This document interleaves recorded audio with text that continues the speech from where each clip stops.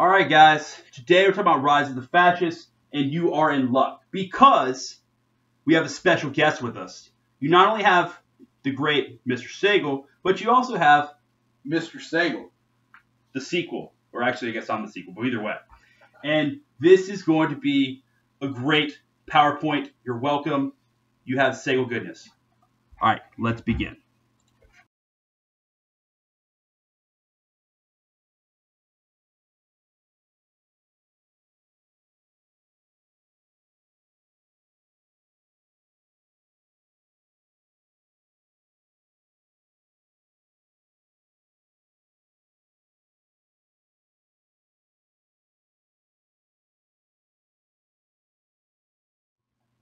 All right, so what we're dealing with is kind of the aftermath of what happened after the end of World War I and the peace treaty of Versailles, which ends up being a big issue for Germany.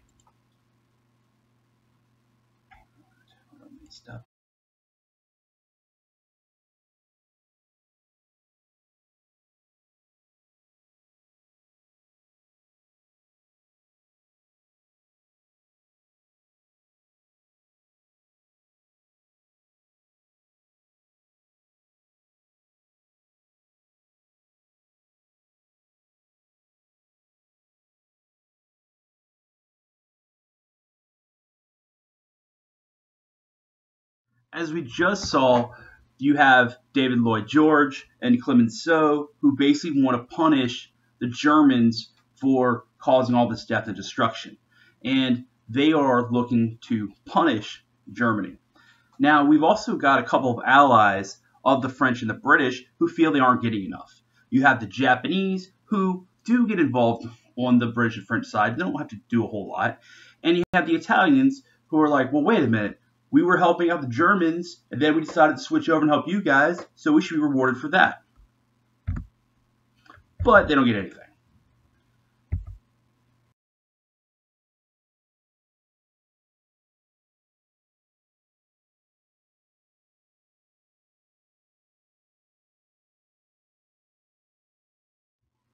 So Germany gets footed with the bill, right? There's no splitting up the Venmo. You can't split the Uber. They have to pay the entire check, which is unbelievable because it wasn't just Germany in World War I. It was multiple players in World War I, right? So Germany is footed with the bill, and it collapses their economy because they have to pay all this interest, all these fees, all these fines, and their economy can't hold up for it.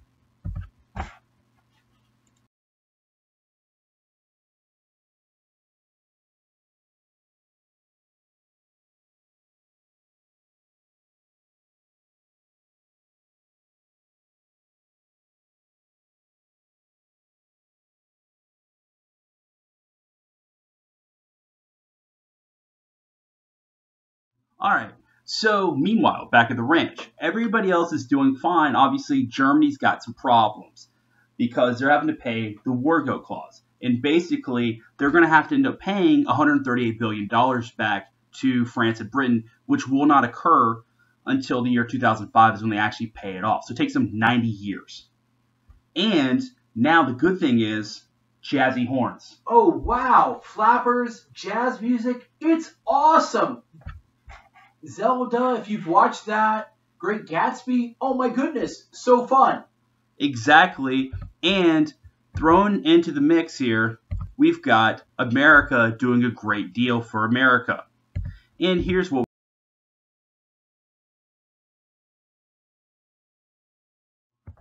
So, America loans money to the Germans who are having to pay off the French and the British.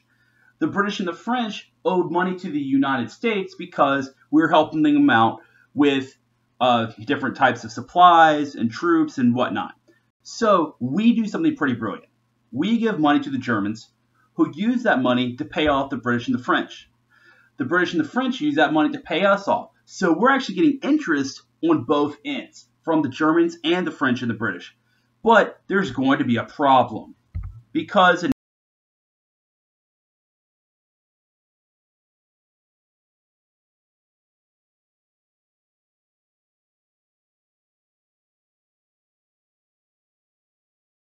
In 1929, the Great Depression hits America, and this is going to be a problem because we're no longer going to be able to hold up the economies of Europe and ourselves as well. And there are going to be bigger problems, especially in the case of Germany. Theirs unemployment rate is going to be 75%. They're going to experience something called hyperinflation. And basically, what this means is their money's going to become worthless. At one point, it was 4,000 marks equaled $1. A few months later, it becomes 4 million marks to the dollar. And that's a wheelbarrow of money to get a loaf of bread. Unbelievable. Unbelievable. Exactly. And it gets so bad, it gets 4 billion marks to the dollar. They actually, their money is more valuable as firewood rather than currency. Then you have the rise of fascism, right? And fascism is the idea that the state controls everything. The government controls everything. If you speak out against the government, you go to jail. You have to do everything that supports the state. You're not allowed to speak out. There's no freedom of press. There's no freedom of religion. You have to do what your country, aka the state, says. And to this, you can be a totalitarianism or have a totalitarian regime when it's both communism and fascism. They do the exact same things, but for opposite reasons. Basically, the communists want to stop you from making money. The fascists want to do things for the same reason, or for a different reason, and that is they are racist. Think about 1984. If you've read that before, think about that book. That's what fascism is. All right? And you see with Hitler, he's talking about this idea of being obedient to the state, to the leader, and you have this idea of this blonde-haired, blue-eyed people, and he wants to make everybody alike. Right? They say Heil Hitler. They don't say Heil Germany. They say Heil Hitler because they're supporting the leader and not necessarily the government, but the leader of the fascist movement. Well, let's figure out how we got there.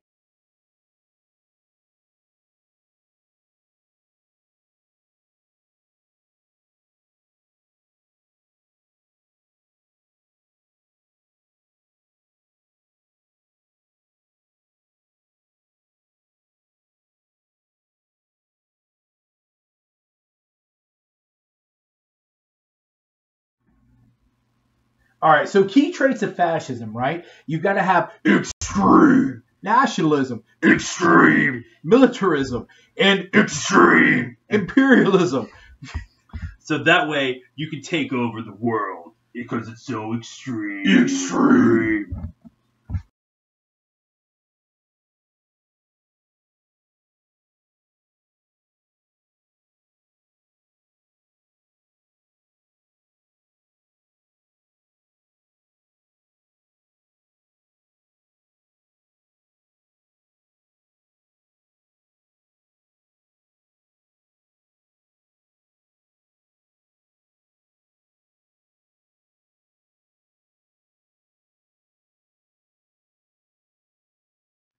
So you also have a police state where the government has complete control. We kind of talked about this already with totalitarianism, but it gets so bad that kindergartners, this is where kindergarten is a German word. This is where we get this idea of sending kids to school before first grade. And they will actually teach their children to inform upon their parents. So if their parents have said anything bad about the government, little Timmy is going to, "Hey, mister, my parents said the government is terrible. It's so bad, and they're really mean." And, well, guess what? Now little Timmy's parents, well, they gone because they're dead because they just got sent to a concentration camp. Not only the parents, not only the kids, but neighbors are taught to. Our fascists we're going to be talking about, the three main ones are going to be Italy, Japan, and Germany.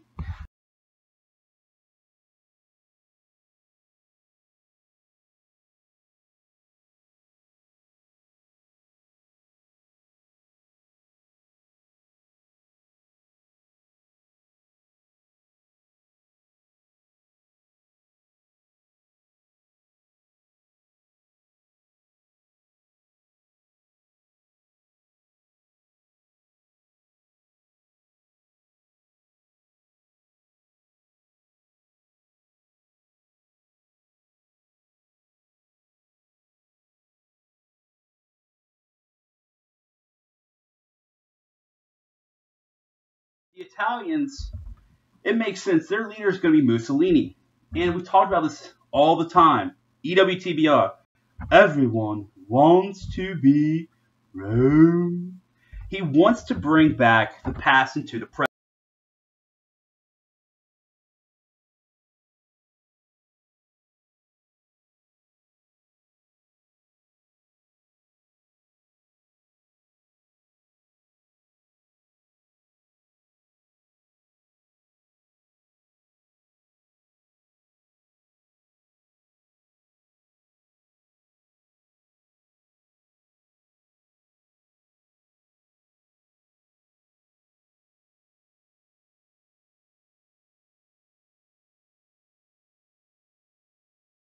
He wants to recreate ancient Rome. Not only that, but he wants to look like a tough guy. So he has actual videos of him shoveling in the snow, right? He's shoveling in the snow, trying to clear roads and things like that. But it's filmed in July because he's trying to present a portrait of what of a bad dude he is. He's such a hardo. He's so awesome. Yeah, and he's going to actually be going into places like North Africa and trying to take it over, Ethiopia specifically, in order to bring back this idea of ancient Rome.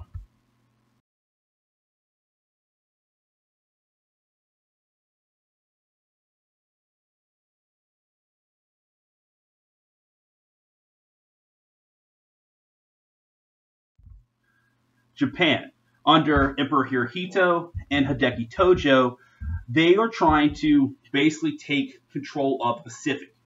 They are going to take over Korea. They have taken that over in 1910, and they are actually going to expand into China. And in the next couple of days, you're going to be reading The Rape of Nanking, which, spoiler alert, really sad. Really terrible stuff. Japan actually gets into an agreement with Germany to create the Manchurian Railroad, is what they call it, the Manchurian Railroad. And it's a railroad that goes across all of China, getting up natural resources to send back to Germany and Japan.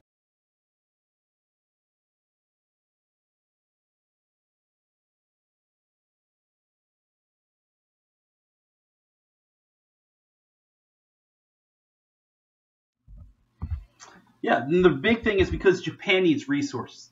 They don't have a whole lot of many things, and they're going to be. This is one of the reasons why they attacked America at Pearl Harbor is because they don't have access to steel and aluminum, oil, or rubber.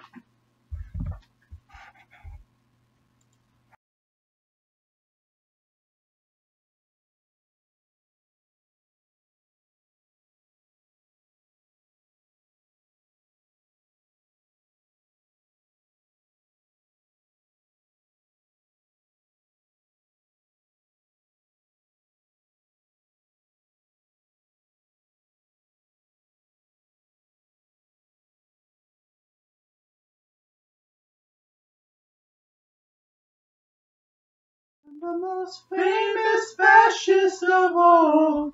Hitler. Talk about Adolf the Mustache Hitler.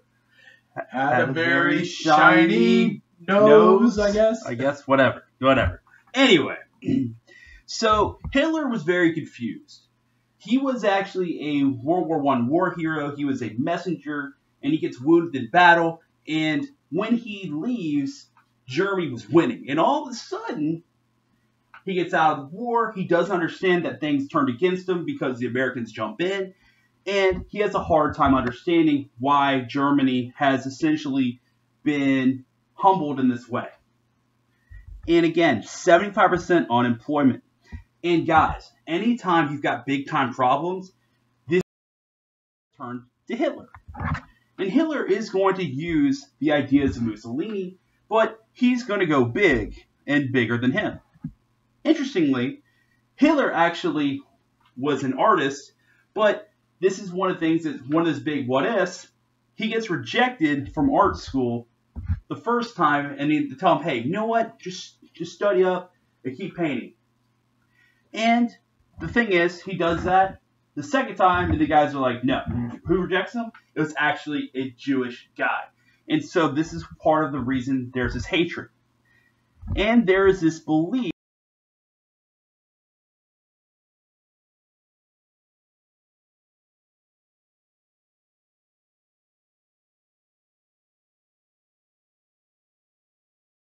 called the backstab myth. That the reason the Germans lost World War I was because the Jews stabbed the Germans in the back. And this will become very prominent.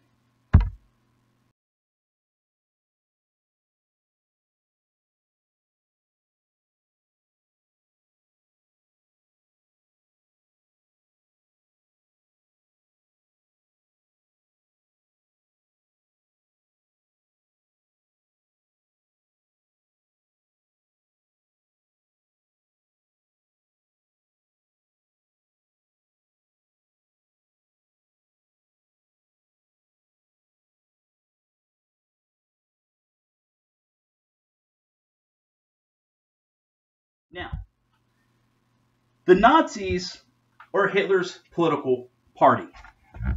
National Socialist Party of Germany. All right?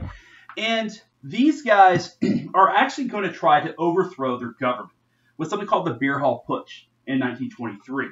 Hitler actually was still working for the military, and he was ordered to go to this beer hall and actually report back and spy on this guy speaking. But the guy speaking captures Hitler's imagination and really inspires him because, again, what's he talking about? Oh, it's not our fault we lost. It wasn't good Germans. It was those Jews. And Hitler reports back that, oh, yeah, these guys are cool, not a danger. And Hitler will try to overthrow the government, punished with death. Hitler is able to convince the judge, you know what? I did it because I love Germany. And instead of dying or being in prison for life, he's in prison for 9 months. So what does he do? He has a lot of fun, and he writes A book. He writes Mein Kampf, which is his theory on the way Germany should work, on why Jews are evil, and what the Aryans should be, what the master race should be. And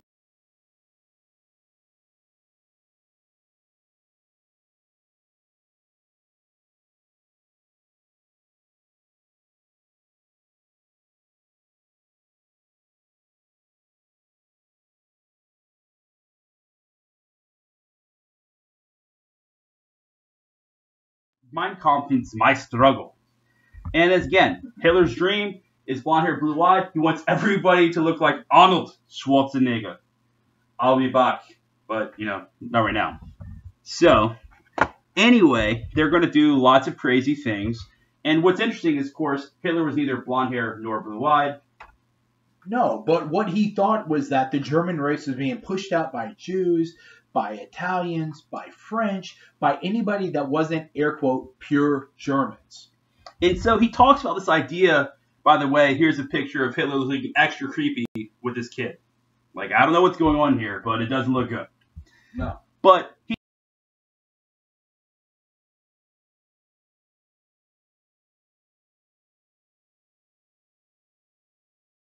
idea of Lebensraum.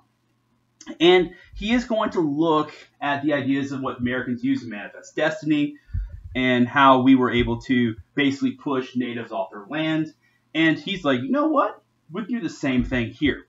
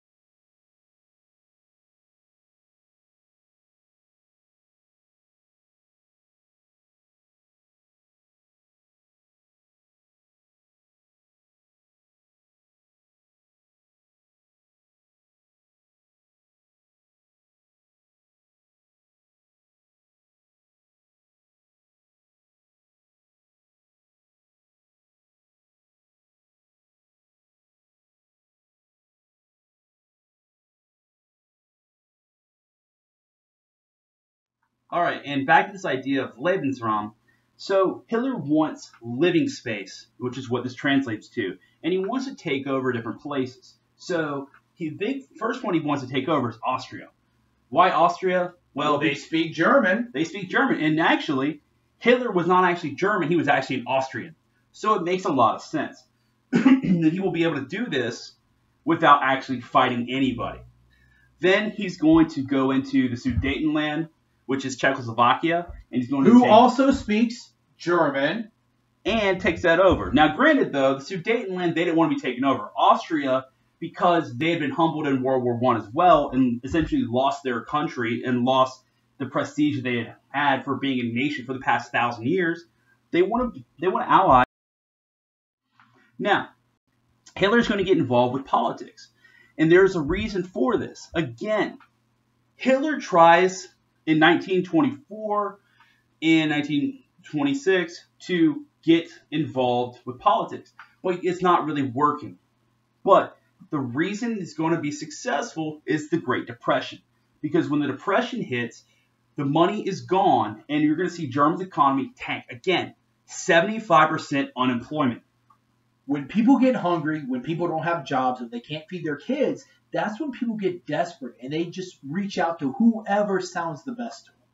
Yeah, and the one thing you can say about Hitler, the one thing where area he was extremely successful at, the unemployment rate when Hitler actually takes over is 2%. Now, and he is extremely charismatic, and he's going to take control of the Reichstag, which is the German Congress. All right, and as a result, Hitler is going to take power in 1933. He becomes the head of the state. And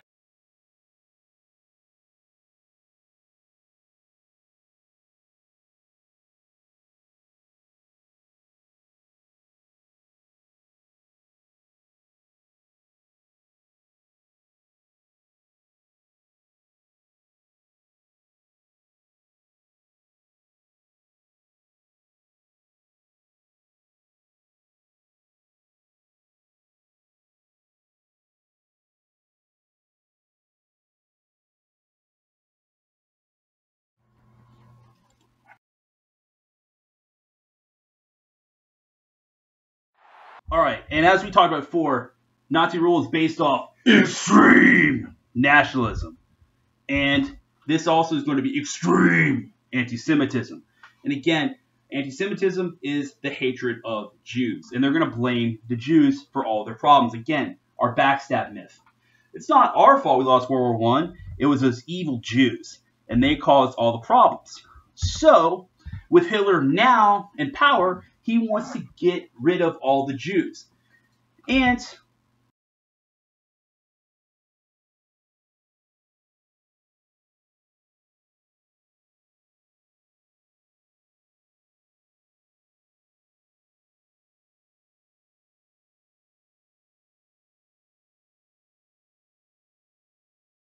to start it with something called Kristallnacht, which means Night of the Long Knives, Night of the Shattered Glass. Which you can see Nazis, they break up Jewish businesses, right? All Jewish businesses, meat markets, just shops, lamp shops, clothing shops, they destroy them, right? They go through and they raid them, and they take their money, they break up their goods, so that way they're unable to sell things anymore. And this is really where Hitler is going to destroy all resistance to his plans. There were generals that were actually not in favor of Hitler. They will be assassinated during this night as well. So you're seeing the Jews be destroyed, and anybody who is an enemy that could be a problem for Hitler will be wiped out this time. And this right here is where we're going to end